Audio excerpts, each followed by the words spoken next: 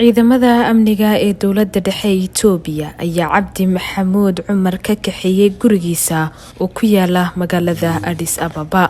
Baarlamaanka deegaanka Soomaalidana waxay Cabdi Maxamuud Cumar xasanaadii ka qaadeen 26 Agost 2018 guri uu ka degnaa magaalada Addis Ababa meel u dhow Hotel Atlas ay ciidamada federaalka ka kaxeeyeen Cabdi Maxamuud Cumar madaxweynihii hore dowlad deegaanka kaasi oo markaasi muddo bil ku dhow ku jiray xabsi guri. muuqaal xilliga Cabdi Maxamuud Cumar xabsiga loo taxaabiyay ayaa muujinayay isagoo askar hubeysan oo federaal booliis ah ay garab socdaan.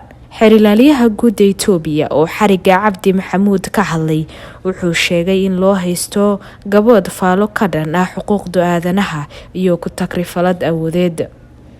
Ra'iisul Wasaaraha Itoobiya Abiy Ahmed oo ka hadlay xariga Cabdi Maxamuud Cumar ayaa wuxuu sheegay inuu mari doono dariiqa saxda ah ee garsoorka helina doono maxkamadayn cadaalad ah.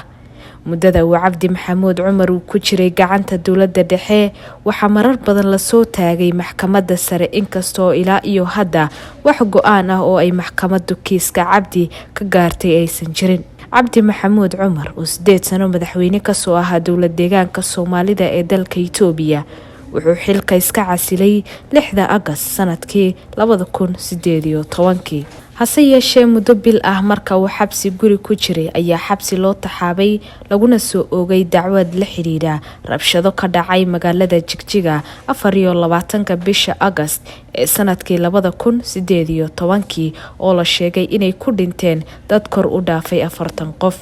xabsi ayuu wali ku jiraa mana cadda marka maxkamadayntiisa ay dib u bilaaban doonto.